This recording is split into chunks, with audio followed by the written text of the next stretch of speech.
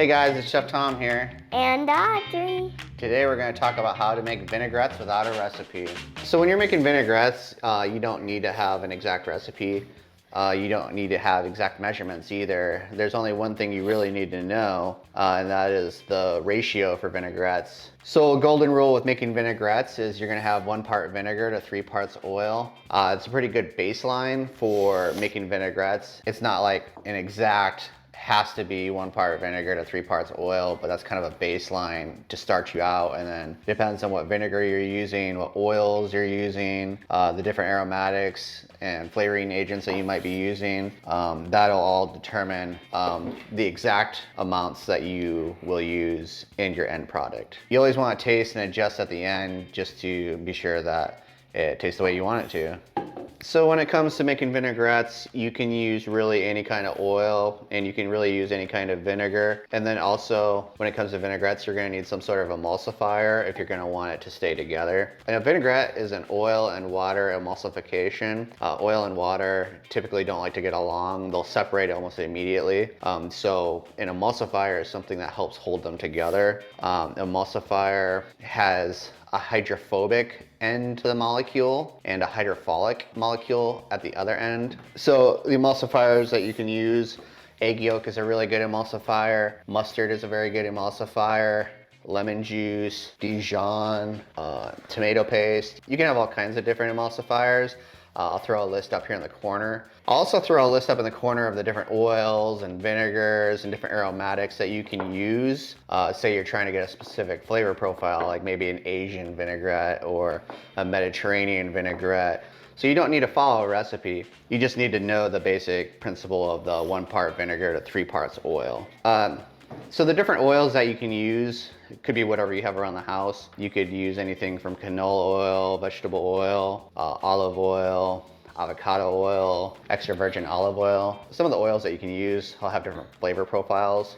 For instance, extra virgin olive oil will give you kind of a bitter taste in your vinaigrette. I prefer to go for a more neutral oil that doesn't have like a strong flavor of its own, but you could use something like an avocado oil will impart an avocado type flavor to the vinaigrette. Sesame oil may give you more of an Asian flavor to your vinaigrette. I wouldn't use straight up sesame oil because that'd be very strong, but you can mix your oils too. Say you have like a very strong oil, you can dilute that with another type of oil so it imparts part of that flavor, but it's not too strong. Same goes with vinegars. The vinegars that I'll typically use are like red wine vinegar, white wine vinegar, bless you, balsamic vinegar, apple cider vinegar. Typically I'll stay away from distilled white vinegar. But yeah, it's kind of like your own little playground, have fun and experiment. So the vinaigrette we're making today is gonna be a red wine vinaigrette. It has garlic, shallot, Dijon mustard, thyme, red wine vinegar, and vegetable oil. Wait, this is thyme?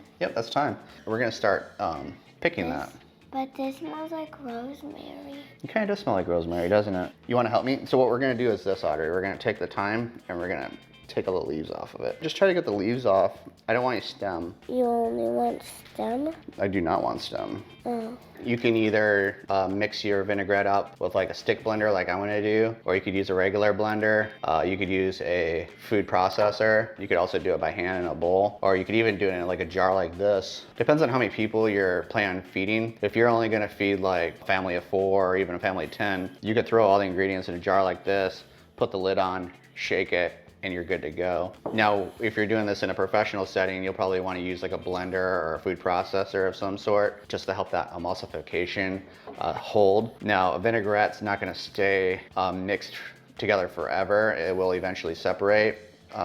But the method in which you mix it all together will determine how long you have before it starts to separate. Dad, I'm on my second one. Okay, put it in here when you're done. So if you're gonna serve the vinaigrette like almost immediately, you can just throw it in a little cup like this or whatever, put a lid on it, shake it up, pour it on your salad, and y'all are gonna eat it like right then and there, then you're good to go. If you're gonna have it sit around for like an hour or 2 or a week, do it with a blender or a food processor of some sort. But if it does separate, you can always just shake it up before you do it. Now, if you're putting it in like, say, like if you're working in like a restaurant and you're putting in like portion cups like this, it'll be unattractive if you look at it and it's separated. So the reason why you would want to keep it emulsified is so that it has that attractive look. Dad, where do we put the stems? Just put them back in here. Okay. All right, so let's get started. Another benefit to using like a blender or something is you don't necessarily need to chop up the ingredients. If I was gonna do this by hand, I would chop up the thyme, but since I'm doing it in a blender, that blender is gonna help chop it up for me. Yeah, you could throw whole cloves of garlic in there. We made the serrano, cilantro, lime vinaigrette, and we would just throw the whole roasted serranos in there, handfuls of whole cilantro, squeeze a lime. You got your vinegars and your garlic in there. Just hit it in the food processor and drizzle that oil in there, and it comes together. The food processor and the blender will chop it up for you. So you got it in the cup? I think that's good right there. But I like doing this. It's pretty cool, huh?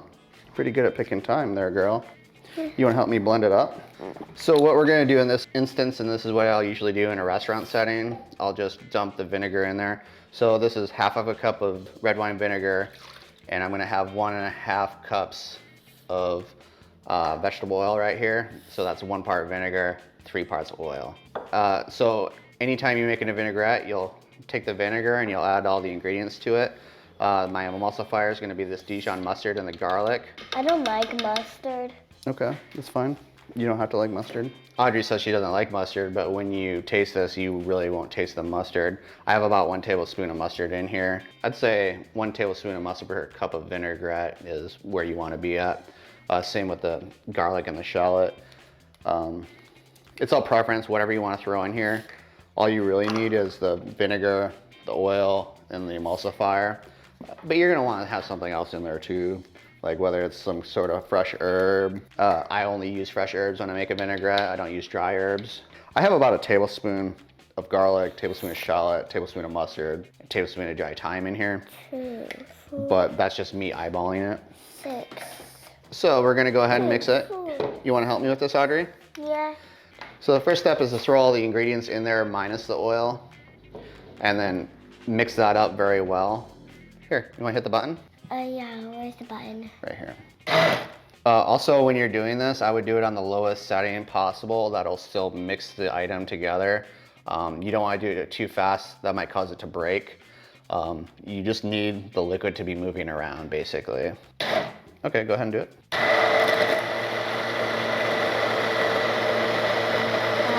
My hand feels weird. Tell me when to stop. Okay, stop. So we got everything all mixed up there, good and ready to go. We mixed it until like whatever's in there is kind of chopped up. The thyme is chopped up a little bit now because of the stick blender. What we're gonna do, Audrey, is we're gonna drizzle this in really slowly. You wanna drizzle it in there. When you're making emulsification, you wanna add the oil very slowly. Can I dribble it in? Yeah, you can do it. This process is very similar to making like mayonnaise or an aioli, except you probably want to do that in a food processor because it's too thick to really do it with a stick blender or a regular blender. But you want to drizzle, you want to get everything together and then drizzle in the oil very slowly, like so. Hey, you said I could do it.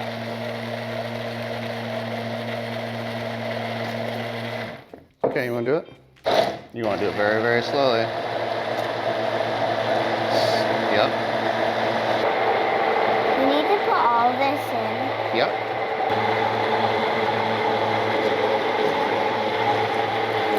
Okay. It just drips now.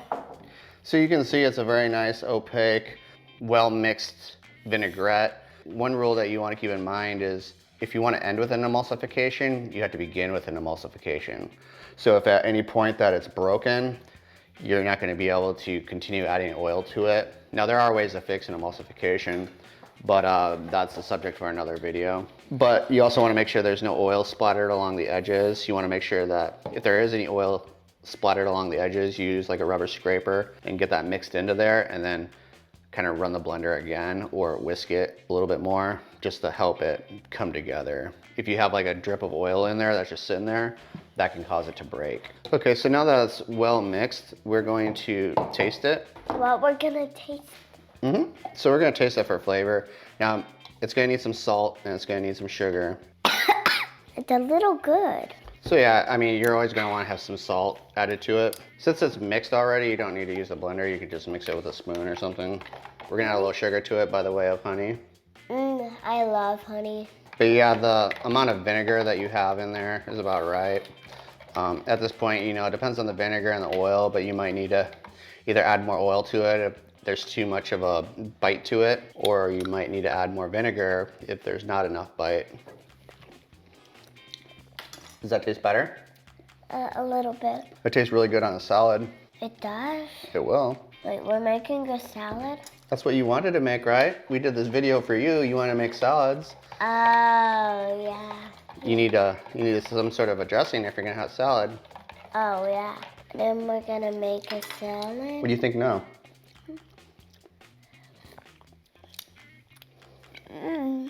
Good. Okay.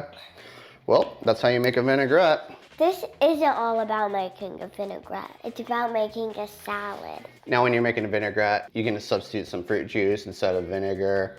I mean, lemon juice is an emulsifier in itself, so don't keep on eating it.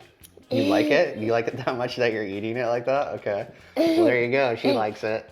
You can also add other ingredients like jalapenos or capers or anything you really want to add to a vinaigrette, you can go ahead and add.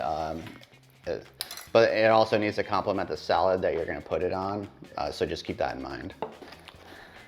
Say action when you're ready.